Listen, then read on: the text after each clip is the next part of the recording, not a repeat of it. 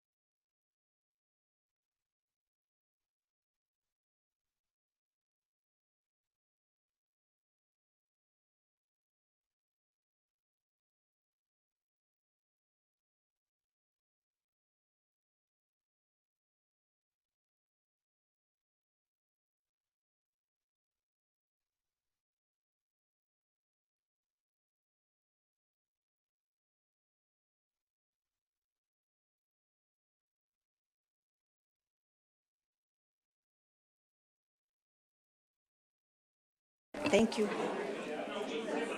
Good morning, everyone. We're going to get started, and I would like to call the meeting to order. If I could have Mr. Hendricks, if I could have Mr. Hendricks lead us in the Pledge of Allegiance.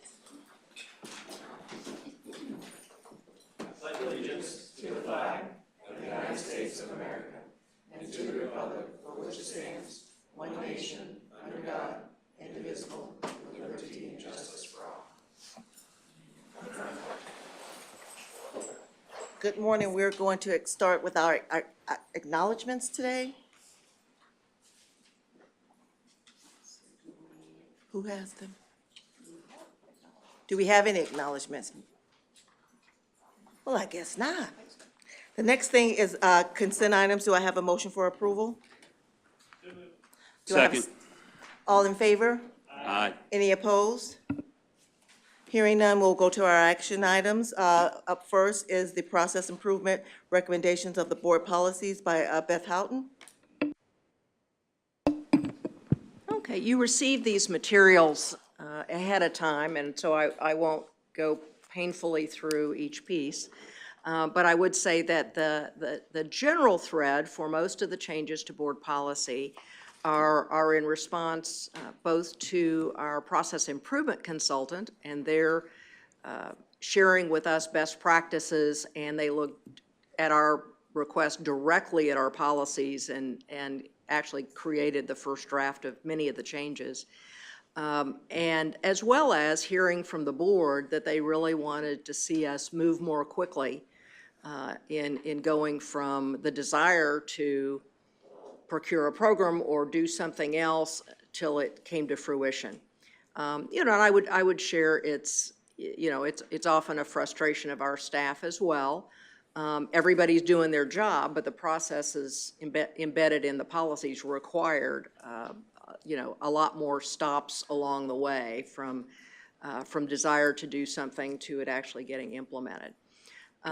Now, I would want to tell you, once you open up a document, and especially once you have a couple attorneys in the room, and I'm not just picking on Colleen, she wasn't the only one, we see other things that need to be clarified, or, gee, did we really mean that? Or operationally, things that people have found to be frustrating or barriers. It's like, oh, let's talk about that. So there's been a lot of internal conversation about each and every one of these changes. So the staff and I recommend these to you for your approval. Do I have any motion? Oh, sorry. Do I have a motion? I'll motion to approve. We've been moved and seconded. All in favor, say aye. Aye. All those opposed? Just, if I can, just one comment, though. Yes. As Beth and I spoke about this in our last conversation, what I'm looking forward to seeing is the next round. Okay, to see getting down into the details of what changes, what processes will changing, how the impacts that to the day-to-day operations, as well as the impact from a staff point of view, and how they'll see the changes impacting them.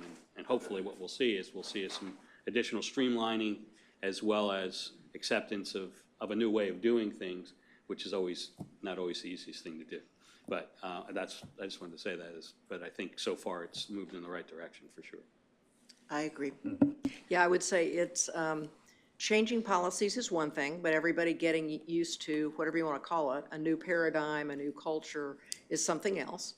And, our folks have been in, what I would call a highly risk-averse culture, and the policies spoke to that. I mean, they created that in a significant way. So, everybody needs to do their job and protect the agency, but at the same time, we want some nimbleness and speed at what we do. Next, for our action item, we have to approve the JWB bylaws change. And Beth, you still have the floor. Particularly as we looked at policies, there were a few things that were embedded in bylaws that one in particular didn't even make sense to be in the bylaws. And that was the CEO's spending limit. So that was really changed to direct it to board policy instead of being at the bylaw level. And then we realized it was not within the CEO duties, but Colleen felt it needed to be that the CEO has the authority to approve settlement agreements as long as the proceeds are coming from insurance. And we had one of those in this last year or so. And just to change the review schedule from annually to biannually, which just made more sense. Obviously, if there are any statutory changes or legal changes, Colleen would be on top of those, and we would change those as they need to be changed. So we recommend these to you, these changes to you for your approval. Have a motion for approval? So move. Second? Any seconds? Second. We have a first and a second. All in favor, say aye. Aye. Those opposed? Any comments or concerns? Okay. Next, we'll have the approval for the purchase of a JWB van, and I think that's Eurydice Garcia and April Puzulo. Good morning, ladies. Good morning.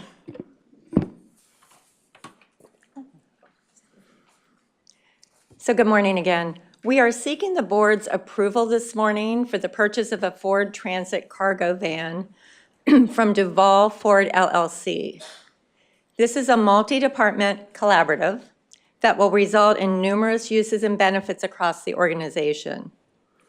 The total cost of the van is $68,310.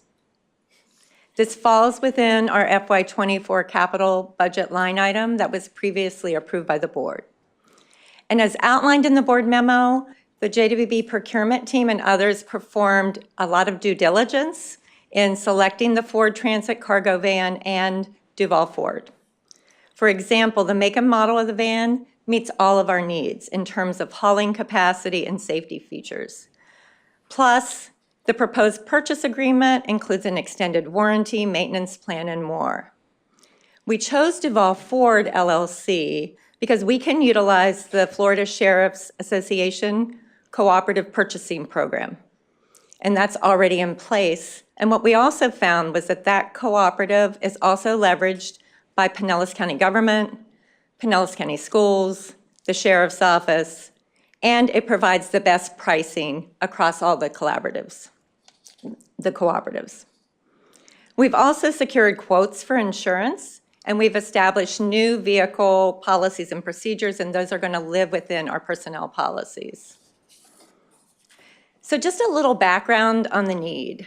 Over the past decade, JWB has really expanded our role in the community from merely a funder of children's programs to one of collaborator, connector, and backbone organization for multiple collective impact collaboratives, campaigns, and strategic initiatives. And this has happened across our organization.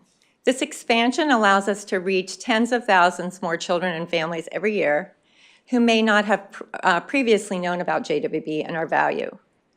These initiatives and campaigns, of course, include Sleep Babies Safely, children's mental health, grade level reading, our childhood hunger and fatherhood collaboratives, and most recently, Turbo Babies.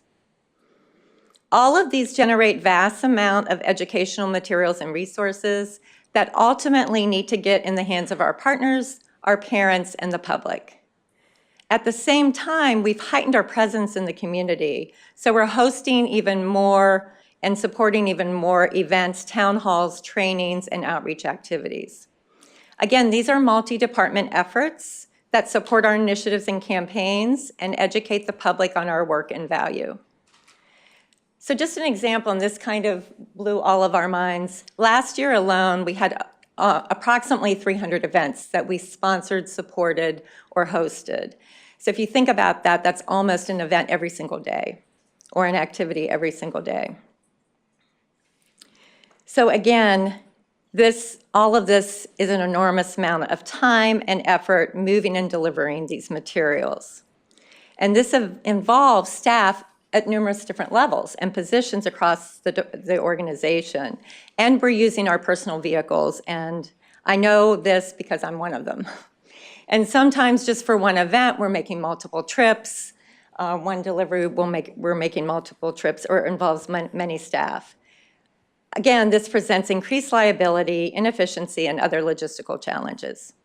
So a great step forward to mitigate risk and increase our efficiencies was the hiring of a new facilities and stockroom coordinator, Vic Sino. Vic, can you stand up, please? So Vic is with us today. Mr. Sino is going to be the primary driver of the van. He's also certified in OSHA, Occupational Safety and Health Administration, so he knows how properly and safely to lift and move boxes and materials. So another important step to mitigate risk and increase our efficiencies, of course, would be to approve the purchase of this van. Thank you, April. Yadidis Garcia, Community Engagement Manager. And I'm here just to highlight, if we get the van, how this new van will have multiple uses. Like April mentioned, we transport a lot of materials and collaterals to support JWB sponsor events. And those events are increasing. For example, the Children's Summit, the Kids First Award Luncheon, the Out of School Time Conference, the Growing Hope Youth Prevention Suicide Town Hall, just to name a few. We also deliver a lot of materials to partners that requested those materials to promote our collective impact initiative, including our Turbo Babies, the Children Mental Health Initiative, Grade Level Reading, Sleep Baby Safely, the Childhood Hunger, and the Fatherhood Initiative, among others.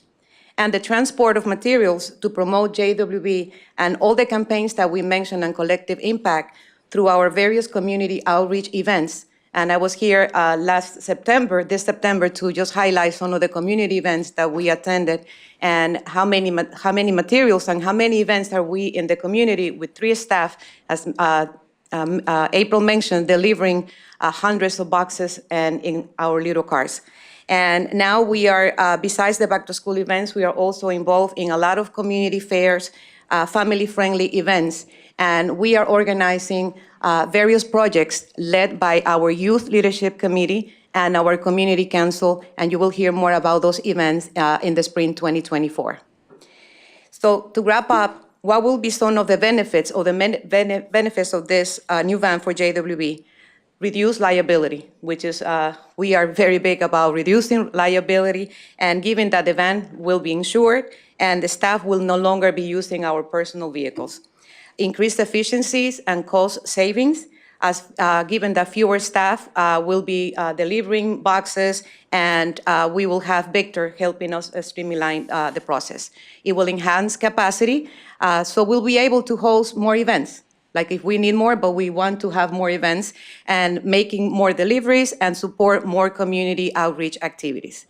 It will streamline productivity among departments, given the role of transporting. Like I mentioned, Big will take care of that. And it will give us more time to focus on other strategic goals as managers and staff at JWB. And one that is very dear to my heart is that it will be a branded billboard. We're going to be driving around with our JWB logo, and it creates more visibility in the community to promote JWB work, impact, and the value we provide in the community. Thank you, and at this time, we'll have any questions. We're open for any questions you have. Any questions? Not a question, but Victor, you're going to be, I hope you know the county well. If not, you're going to know it even, you're going to, in a very short period of time. I think it's a great idea.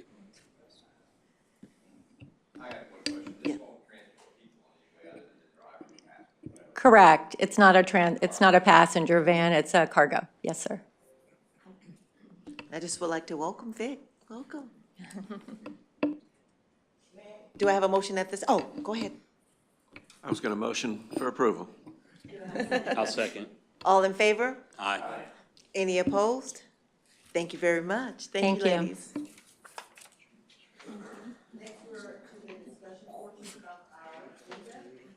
We have discussion of the temporary purchase waiver for youth quality early learning site in Clearwater to our healthcare, and that will be done by Elaine Belchiot.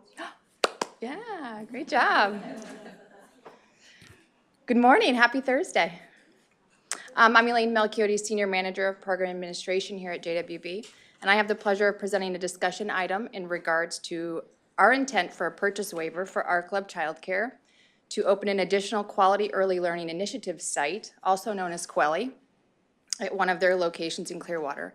This request is in response to our current strategic plan in the area of early childhood development, coupled with our board's interest and urgency when it comes to additional quality early learning centers in our community. A little bit about our club, who's here today. They currently hold 10 JWB-funded contracts, and of those 10, 4 of them are Quelly sites. So they have demonstrated proven success with transitioning centers. This site in Clearwater specifically was once funded by JWB under the Healthy Early Learning Program. However, the pandemic resulted in struggles with low utilization and staff vacancies.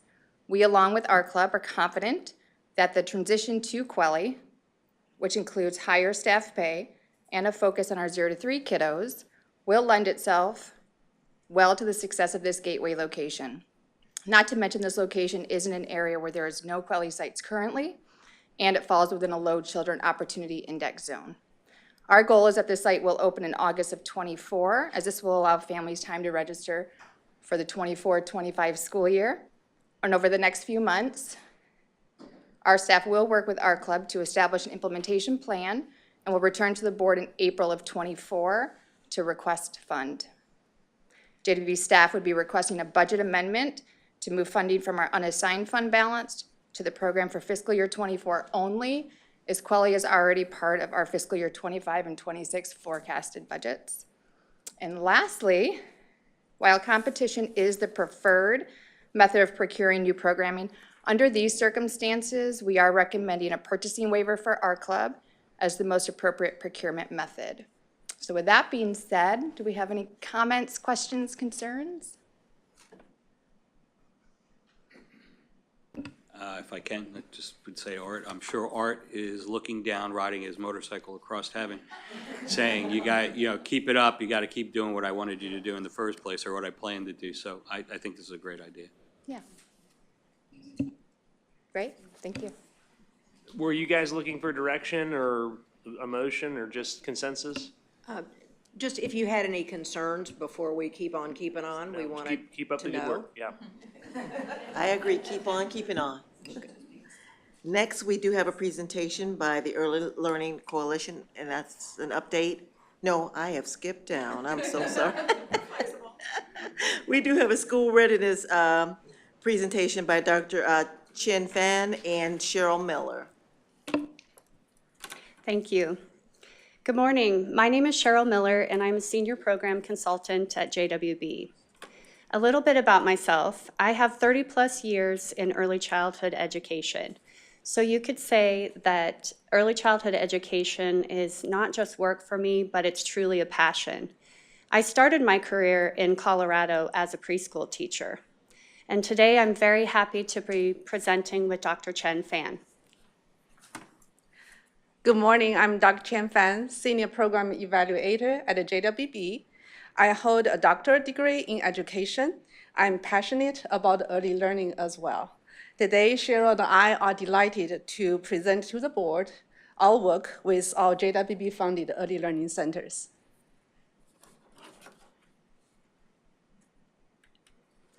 Before we begin, I would like to give you a roadmap about what we will share with you today. I will share with you a little bit about our early learning centers and JWB's investment, and then I will turn it over to Dr. Fan to talk to you about our participants and the impact that our programs have in our community. And then lastly, I will share with you about our new programming in the school readiness strategic results area and our next steps.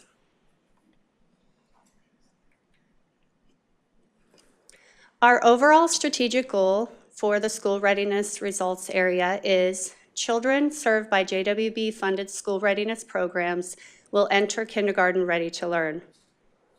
But for our early learning centers, it is much more than having them enter kindergarten ready to learn.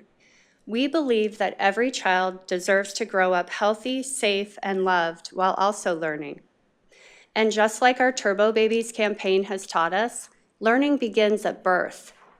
And many of our early learning centers care for children 2 months to 5 years of age with complex needs.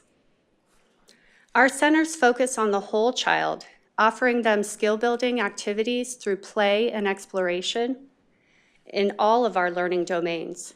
Our learning domains include skill building in physical development, social emotional development, scientific inquiry, social studies, and we even have a learning domain called Approaches to Learning, where teachers help children develop positive attitudes about learning. They want them to become eager and curious about their environment to learn more. They help them persist to get a job done. For a preschooler, how do I get this puzzle piece to fit without giving up? They also teach them how to plan and reflect on their activities. All these skills are needed for school and later in life. In addition, our centers and staff need to think about safety, physical safety and emotional safety. Many children come to us from at-risk, economically disadvantaged populations who may have also experienced trauma. Children need to know that they are safe and loved before they can learn. Our centers create classroom environments that give children positive messages throughout the day and positive learning experiences that pave superhighways in their brains and build solid foundations for lifelong learning. This map shows Pinellas County and where the centers are located. It is overlaid with the Child Opportunity Index, or COI. The COI captures neighborhood resources and conditions that matter for children's healthy development. Chen will talk more in detail about the COI later. As you can see from the legend, most of our funded centers are located in very low opportunities. This is meeting JWB's focus to put centers where there is the greatest need. I'd also like you to know that each of our centers serves a very unique population. For example, Children of the World serves immigrants and English language learners. Operation PAR has 2 sites. Both centers serve substance-exposed children or families whose parents are receiving services from Operation PAR. Park Discovery Learning Center is an inclusive child care center serving children with disabilities or developmental delays, and they also offer on-site therapies for children needing those intensive services.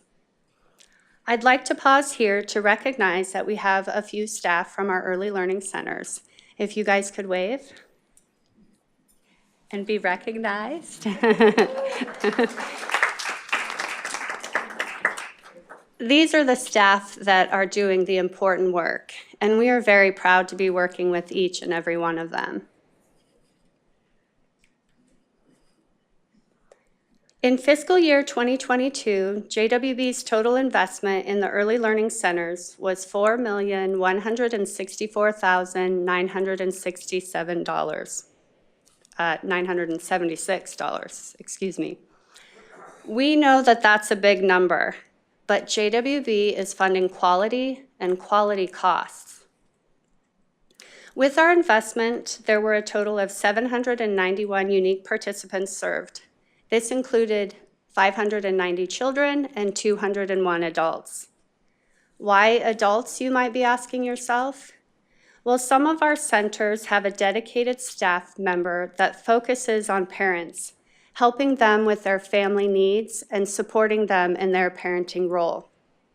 Some of the services might include helping them enroll for VPK, finding diaper banks or food pantries, or helping the parents with their education or employment needs. And for the mathematicians in the room doing the cost per participant calculations, again, I can't emphasize enough that quality costs, and we need to invest early in our young children. And next, I will turn it over to Dr. Fan, who will share with you about our participants. Thank you, Cheryl. Next, I will talk about the children who attended our early learning centers in fiscal year 22, their performance outcomes, and the JWB impact. JWB-funded early learning centers serve infants to pre-kindergarten children. As you can see from the charts on the screen, in fiscal year 22, all centers served a diverse group of children from various racial and ethnic backgrounds. Most of the children were from minority groups, and 51% of them were Black or African Americans. At the household level, 57% of children lived with a single parent, and 60% of the families lived with an annual income below $30,000. Those families faced significant financial challenges. This slide presents the Child Opportunity Index, COI, for JWB Center children and Pinellas County children under 5 years old. COI is a composite index that measures the level of opportunity and the resources available for children in different neighborhoods. The Pinellas COI combines 24 indicators from 3 domains: education, health and environment, and the socioeconomic status. The COI ranges from very low to very high, as you see from the chart from left to right. The lower the COI, the less opportunity and less resources the child has access to. As you saw from the map Cheryl showed you earlier, most of our centers are located in the areas with very low COI. As for the children, this chart shows that 46 of the JWB Center children lived in the areas with very low COI, compared to 20% of the county children. On the right, on the other hand, only 5% of the JWB Center children lived in the areas with very high COI, compared to 20% of the Pinellas County children. Those data indicate that JWB served a much higher percentage of vulnerable children who face more challenges and barriers to access quality education, health care, and social services in their neighborhood. JWB-funded early learning centers aim to prepare children for success in kindergarten and beyond by supporting development of the whole child, as Cheryl talked earlier. They take a holistic approach to addressing the developmental and academic needs of children in a supportive, stimulating, and developmentally appropriate environment.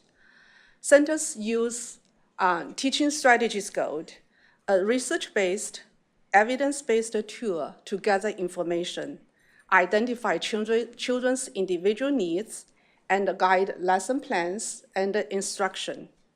Throughout the school year, classroom teachers observe and assess their children on various activities based on 23 objectives from 6 domains.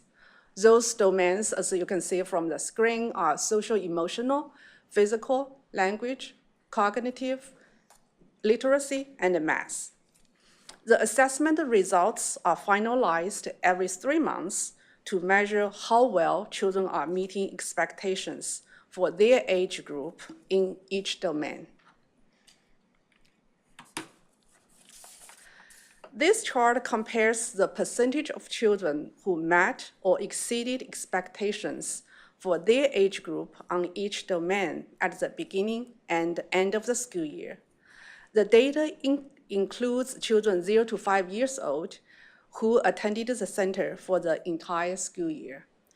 The blue bars represent the children's performance in fall 2021 at the start of the school year.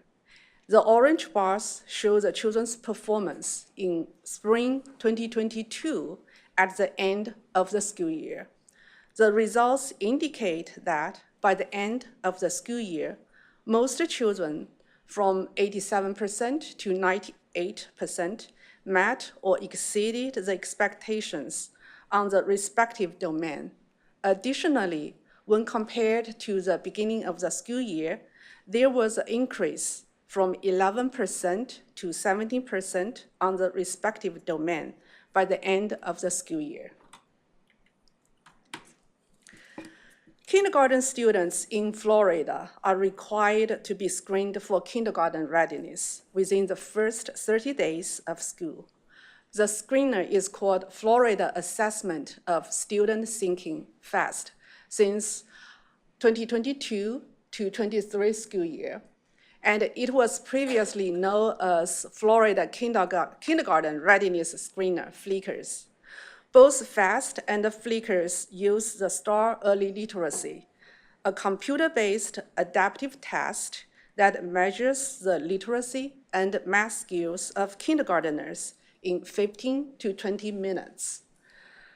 The readiness results are decided by a cutoff score. That means with a 1-point difference that could place a student in either ready or not ready group. Teachers use the results to identify the student's strengths and weaknesses and to provide appropriate instruction and intervention. This slide shows the 3-year kindergarten readiness results of all center children and the county children eligible for free or reduced lunch. According to the data, all center children performed similarly to the county group. In fiscal year 21, they even outperformed the county group. I wanted to point out this comparison is simply based on one factor, financial difficulties.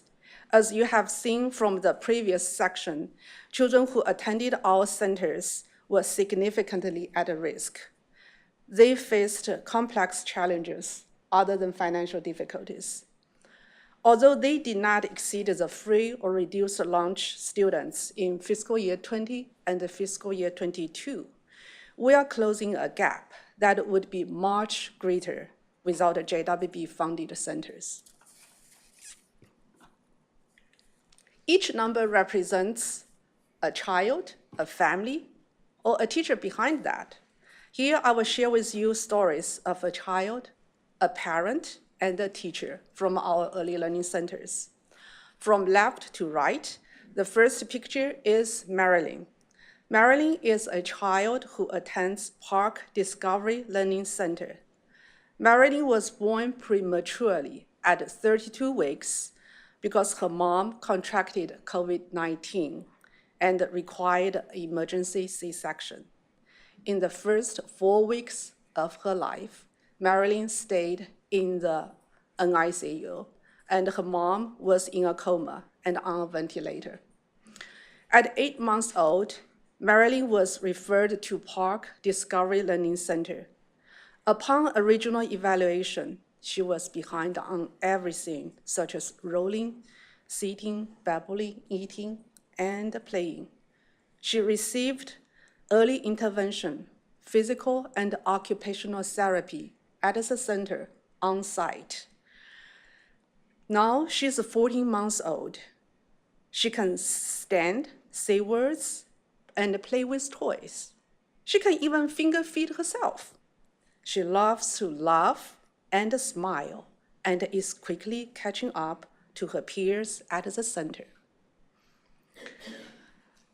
The photo in the middle shows a happy mother and her daughter at our club, Lew Williams Center. The mother had difficulty paying for child care. The center director and the staff helped her to obtain a scholarship, so her daughter could attend the center. Her daughter loves going to the center where she received quality education and care. And this allows the mother to work and study to pursue her dream of becoming an audiologist and build a better future for her family. The mother expressed her gratitude. To her, Lew Williams is more than a school. It's like a family that provides her with a safety net to support her and educate her child. Last but not least, on the right, this is Miss Valerie reading to her children at the Learning Empowered Children of the World preschool. I first met Miss Valerie about 10 years ago at one of our quality early learning centers, where she was a assistant teacher. She had a passion for learning and always asked me questions about teaching strategies code or JWB quality components. She balanced full-time work and full-time study and earned her associate degree, bachelor's degree, and director's credential.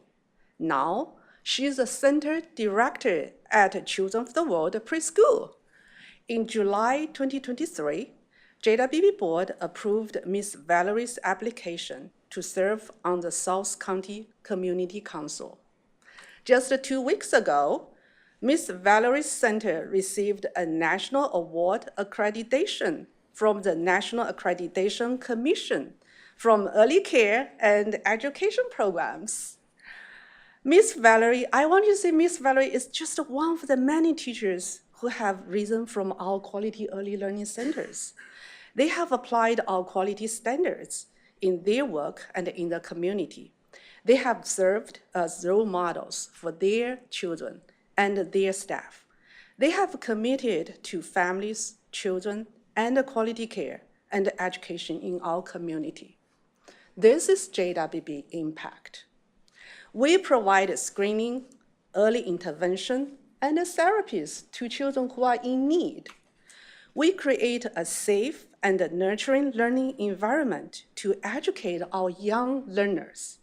We support families and provide them with a safety net. We elevate teaching and lift up teachers. We touch lives, we plant seeds. Sometimes we see positive income right away. Other times we have to wait for the seeds to grow and thrive. Can you imagine how many seeds Miss Valerie planted in the last 10 years? And how many more she's going to plant in the future? And I'm pleased to announce, and Miss Valerie is here with us. Miss Valerie, would you like to stand up?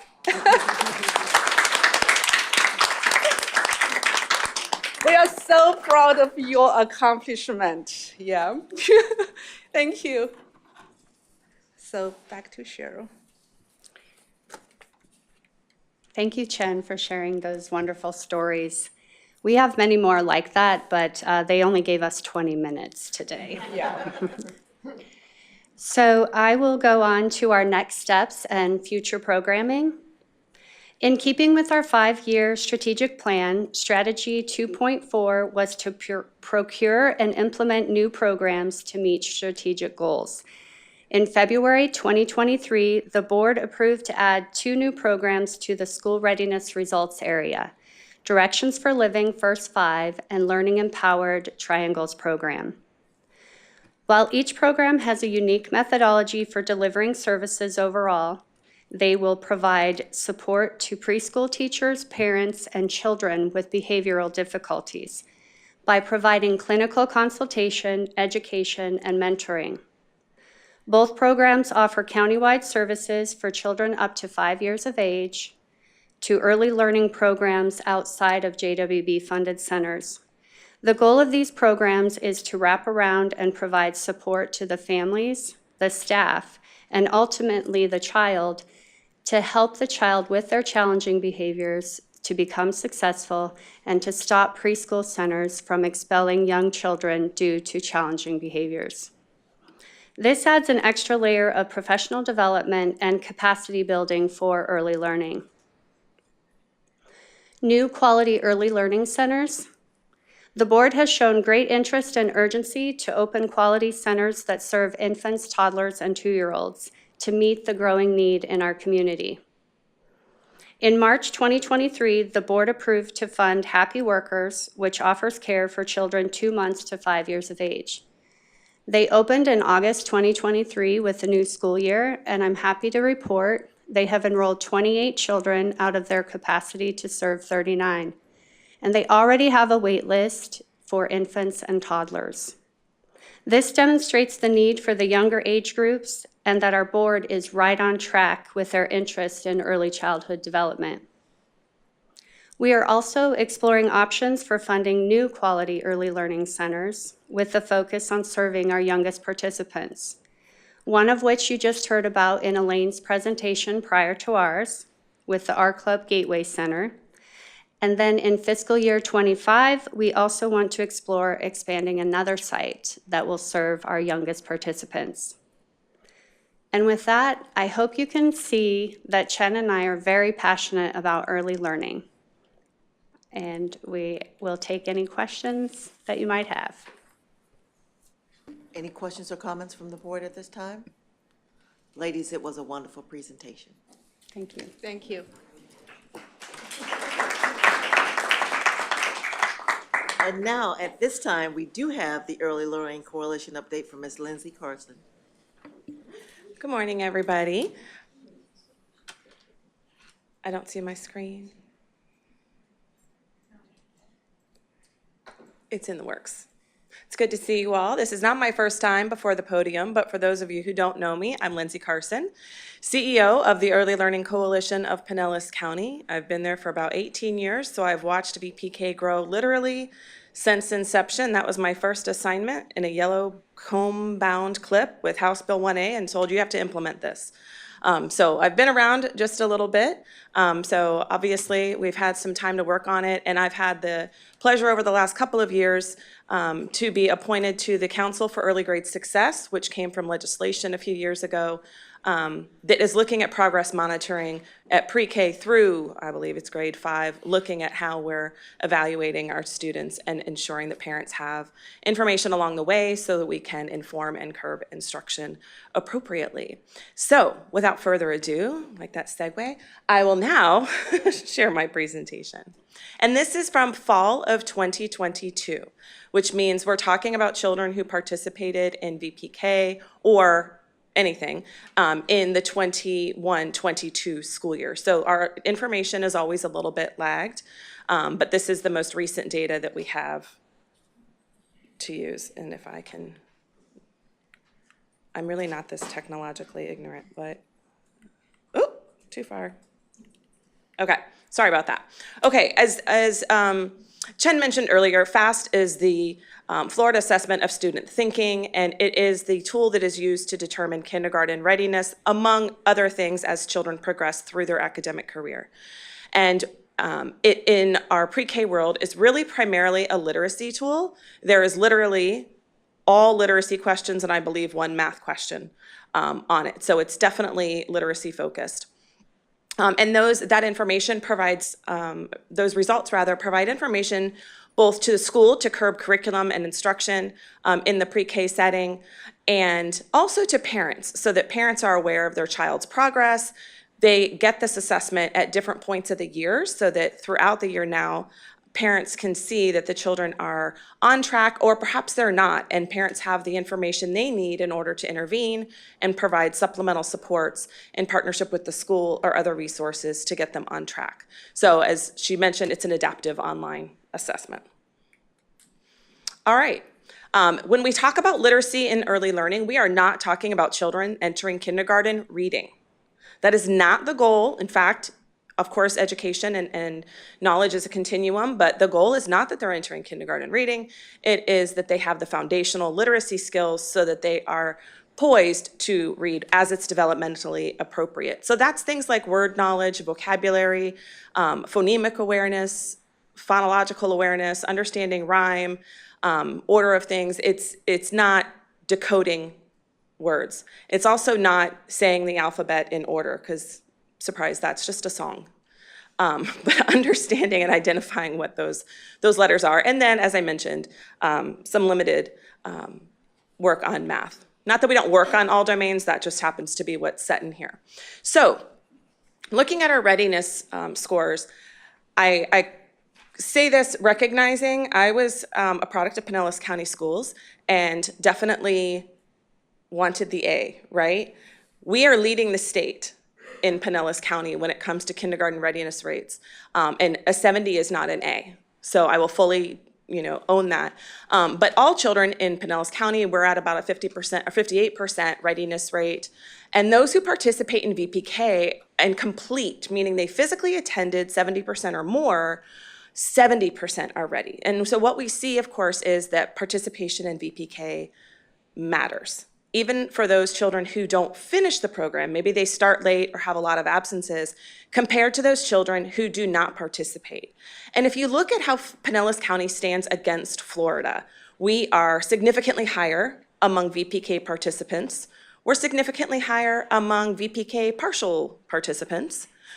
But when you look at the children who had no VPK experience, we're pretty much on par, which tells us that our VPK programs are working extremely well by comparison here in Pinellas. Always opportunity for improvement that we work with, but we can see that we're bridging those gaps. As I mentioned, we are leading the state by a margin, and we compare ourselves, of course, to the larger counties. We don't really look at the ones that only have 20 kids, but this is where we stand, and this has been a trend over the last few years. All right, so we have worked with the Department of Ed to get disaggregated data because we really want to see within target populations and subpopulations where our numbers are falling. And as you can see, obviously VPK completers are doing better when we break down by race, the free and reduced lunch status, and Spanish speaking, it is lower. But as you can see, we are beginning to bridge that gap. Those children who are even in some of those risk categories or those historically underperforming categories are making gains and improving. I know there's a lot of detail in this, so I'm not going to read it to you, but that's the gist. All right, gender, this isn't a shock. Girls, they mature a little faster than the boys at that age, so it's not super informative, but it does matter. Okay, so one of the big conversations that we have had over the last several years is VPK participation and are kids participating? So we know based on the data that kids who participate in VPK are better prepared for kindergarten. There's no disputing that, right? But are they participating? And we've always compared ourselves against the data that comes from the Economic Demographic Research Office at the state level. And more recently, with the data that we have, we're able to compare ourselves to those children who were fast tested, meaning that they entered kindergarten and got that assessment. Our participation rate in Pinellas County has been lower over the years. We are now seeing a further decline. I think sometimes the EDR data hasn't totally caught up with some of the changes in our community, as we have seen fewer children participating in other early learning programs that we have as well, as some families are moving out. Anecdotally, of course, housing costs and others are causing us to see some of those children move out of the county. We do have a significant goal, both with the coalition in partnership with the school district, JWB, and others in the community, to continue to increase that participation rate, because at the end of the day, for those children, particularly those who would be at risk of not being ready for kindergarten, VPK is the game changer in many cases. Second only, of course, to parents, the child's first teacher. VPK is the game changer. That's how we're able to do that. So one of our key priorities is getting children into VPK and into those programs. Okay, so when we look at participation among those subpopulations, so now instead of readiness, we're looking at participation, we do have lower participation rates among non-white students, essentially. We have lower participation rates among our free and reduced lunch children as well. And that is an area where we're focusing with partners. I'm attempting to partner with friends at SNAP to actually be able to directly market to the families that are in those programs, knowing that that is a target population that we want to serve. And they already have the birth dates, they already have their address, so why are we not doing that? So we're working at the state level to make some of those things happen. But these readiness rates do directly correlate to the population in general in terms of readiness among our disaggregated populations. And we got to get them in. We've had tremendous partnership with the district and others. And I will tell you that there is ample capacity. The question, after COVID, which I know we're all tired of talking about COVID, the question continually came up and continues to come up, do we have capacity? Where are these kids going to go? We have ample capacity. In fact, the market is saturated. Providers are closing VPK classrooms because they don't have enough children to put in them, and actually converting those classes, reopening them into infant classrooms, toddler classrooms, 2-year-old classrooms where the demand is higher. So the issue for us is not necessarily capacity, it's accessibility with regard to cost, transportation, and the parent choice, and getting into the provider they choose. All right, so obviously, as I said, 70 is a C, maybe highest in the state, it's still a C, not good enough for our kids here in Pinellas County. So we have several efforts in place to improve that, aside from special projects like our friends here at JWB that are working. We are able to take those progress monitoring scores and begin working directly with families and providers, but especially with families to say your child in January is not on track. So in January, what are we going to do to get that child on track? Not in September to say your child was not on track in August when they came in, how are we going to get them back on track? We're able to proactively work with families to do that and really give them the tools and information they need to make those decisions.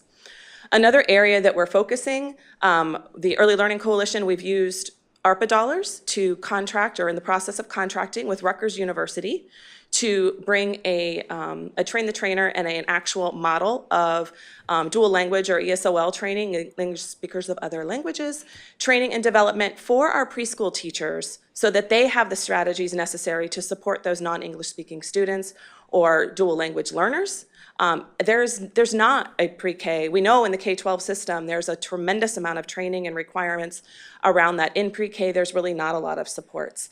And it's a critical time considering language development and what's happening at a pre-literacy level for those children. So we're bringing that in so that our Professional Development Institute can start carrying those strategies and bringing them to the preschool teachers for direct implementation in the classroom and for those working directly with children.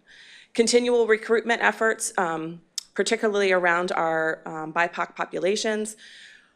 We are doing a massive marketing campaign that is about to launch, and you'll see a huge splash of VPK and the Early Learning Coalition throughout the community. One of the areas that, aside from the general marketing, is really helping, and this includes everybody in the community. We're working with Thrive by 5 in the collective impact space, but is not just knowing that it exists, but why it matters and why they should attend. Each year, we have a few hundred children who apply for VPK, get approved for VPK, meaning they made it through the not always super friendly data system required by the state to go through the eligibility process, and yet they still don't enroll. And so there's, in part, a lack of understanding of why that experience is so critical to children. We are then able, as I mentioned, to take those progress monitoring scores and provide intensive interventions. So in addition to working with the family, our team is able to work with providers to identify where those challenges are and provide more substantial and intensive interventions in the classroom to meet the child's needs. So curbing the curriculum to teach where the child is. It's not one size fits all, but specializing instructions around that. Another area that is launching, I should say, is you may have heard of the New Worlds Reading Program in the K-5 space, where children struggling readers are able to get books delivered to their home. That last year was to be expanded to the pre-K level. So children who are struggling with early literacy skills in pre-K will now be eligible for the New Worlds Reading Program moving forward. Just for those 4-year-olds, it doesn't address the birth to, the prior to VPK population. But that will be another opportunity to share that with them. So I know that was an overview. Many of you know I could go all day about data, and so I didn't want to go too far, but I'm happy to entertain any questions. Any questions? Wonderful presentation. Thank you. Next, we have the CEO report. Very good. Well, today's meeting was full of all kinds of informative reports, and thank you to all of you who presented today. It's a lot of data to absorb all at once. I do want to remind board members that if you have any questions anytime, well, maybe not anytime, but any day of the week, just, maybe not that nighttime, sleep time, feel free to reach out to me. I think all of you have my cell phone number. You all have my email address. Feel free. And if you have questions about any of this as it sorts through your brain, you feel free to ask those questions at our December meeting too. Have some exciting experience, I guess I'd say, to share. You all know that JWB went to Washington, D.C., and I provided you a small token of, we were thinking about you when we were there. I shared this in my last mid-month report. The White House Office of Public Engagement and Domestic Policy, aren't those three good-looking women? A power team for sure. The White House Office of Public Engagement and Domestic Policy Council, so really the highest level within the Biden administration relative to domestic policy issues, held a roundtable on October 13th to discuss the inclusion of accurate mental health storylines in film and television and otherwise. So given our expertise in early childhood development and children's mental health, JWB was invited to participate. There we are. I had the prescience to wear a bright blue dress so you can see where I am. And we were, as they say, we were not just in the room, I was at the table. So, and it was a great discussion among folks from all kinds of different, with all kinds of different expertise. The purpose of this was to connect mental health experts and advocates with the Hollywood Committee, which is a group of folks in Hollywood who work on using the media that they have access to tell stories and to change things from generally from a public health perspective. So this group, for instance, was key years ago in stopping the glamorization of cigarette smoking in TV and film. Before that, it had been all over the place. You can tell how old a movie it is if you see people smoking in it. But this group really worked to to not have that glamorized and not have that illustrated within our media. And it was one part of many parts of the anti-smoking campaign. Similarly, within those media, the group really pushed out the idea of designated driver and not driving drunk and not allowing your friend to drive drunk, all of those sorts of messages within the storylines. I mean, they can't be, wagging their finger and so on, but they do illustrate things that can really make a difference or can go in the opposite direction. So, so this was they have decided that mental health is their new issue, and the committee itself is working on educating themselves so that they can then spread it out to the broader Hollywood community. So we had some Hollywood folks, mostly writers, showrunners, producers, and also a few actors who we recognize their faces, who were there, all really dedicated to continue this effort and spread it out to the broader Hollywood community. So it was a privilege to be there. You would not be surprised that the particular message I sent was that mental health begins at birth, that babies begin to understand a world of loving, dependable, attentive adults or not. And in those formative years, brain chemistry is impacted, as well as the developmental side of kiddos, with 80% of babies' brains being developed by age 3. I know many of you who are engaged with the Turbo Babies campaign,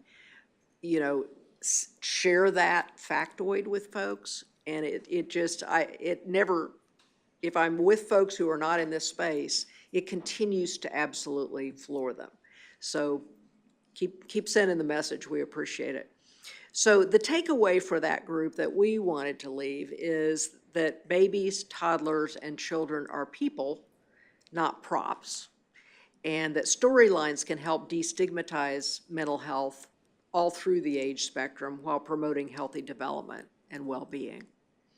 So one of the connections we made while there, the group that, outside the White House, the group that really knitted this together was a group called On Our Sleeves that's out of Nationwide Children's Hospital in Columbus, Ohio.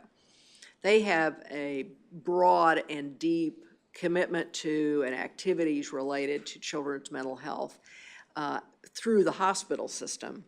But they also created this campaign of On Our Sleeves, which is really, it's multifaceted, but it really is directed to parents and other caregivers to assist all of us in having discussions with our kids and everywhere that goes so that we stay more in touch with where our kids are from a mental health perspective. The On Our Sleeves title comes from saying kids don't wear their feelings on their sleeves. And of course, most of us have had the experience of how was your day? Fine. What did you do? Nothing. What are you learning in school? I don't know. And so we got to ask better questions. And one of the things On Our Sleeves created was a deck of cards that are conversation starters. And those who work with kids all the time know how to do that, but not every parent does. And so we hope to continue that connection locally, as well as any way in which we can be a resource to the Hollywood folks as they portray kids and parenting relationships. Leadership Pinellas breakfast. In this room, we had Leadership Pinellas start their day here with breakfast and information about JWB, including a really wonderful interactive game that April Puchaloo and Fiona Potter created that got folks really engaged in not only JWB and what we do and some things about us, but also some of those key messages we want them to know, like the 80% of a child's brain is developed by age 3 and so on. So they were competing against each other on how they were answering those questions, so that always creates a little more engagement than me just standing up at the podium. But I did some of that too. So we had their attention for the breakfast time in these two presentations on their day of going via bus to numerous human services spots throughout the county. We were, I think, the only one who focused solely on children and families of those that they were going to come visit. Let's see. We, of course, provided lots of information for them to take away. It's always that balance of not providing too much, but just enough they've got to take away of facts that we'd like everybody to know. And Mary Jo Plews, who's the Executive Director of Healthy Start Coalition of Pinellas, is connected, is a member of the planning committee for Leadership Pinellas and recommended us and created that linkage for us to be a host partner. And she also made a presentation relative to all the things that Healthy Start are doing, including a new program for sort of light home visiting or home visiting via telephone, which I guess isn't truly home visiting, but for those folks who don't want somebody in their home but still could benefit from a connection. On November 3rd, we had a wonderful Staff Appreciation Day. There we all are. But I think we have a couple pictures. One, we're all, looking appropriate for a picture, and the other one was, letting it loose. And there was a lot more letting it loose. Here are some of our board members who stopped by, which we really appreciate. And I'll tell you, the staff really appreciated seeing you and knowing that you cared. We were at Eagle Lake Park, and a day of recharging, reconnecting, lots of dancing, by the way, and celebrating how our staff, the theme was crushing it every day in every way. And they really are. So thank you to Mike McCurrick, Commissioner Latvala, School Superintendent Kevin Hendrick. Each of you were able to stop by around lunchtime, and some of you stayed and enjoyed lunch with us. So nearly all JWB staff, 70 in all, gathered to enjoy what was a beautiful day. It was great weather, camaraderie games, and so on. Feedback from our staff, the staff really appreciated not having a very structured day, but rather a time to just enjoy each other and talk and go from table to table and that sort of thing. Talk to folks they don't always work with on a daily basis. Feel free to look at our Facebook posts. We've got some of these same pictures on there of folks just having a good time. And with that, I'll end, but I'm always available for questions. Any questions at this time? Next, we're moving to the informational items. Are there any comments or questions on any of the items under Section 8? Hearing none, Colleen, do we have any public comment? Then that takes us to our anniversaries, Mr. Bartlett.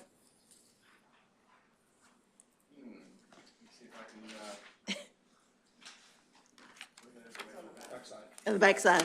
Second page, yes. All right, so for anniversaries in October, Gazelle Feliciano, 1 year, Sarah Fairbanks, 1 year, Becca Teeter, 2 years, Alyssa Orquist, 9 years, and Chen Fan, 12 years.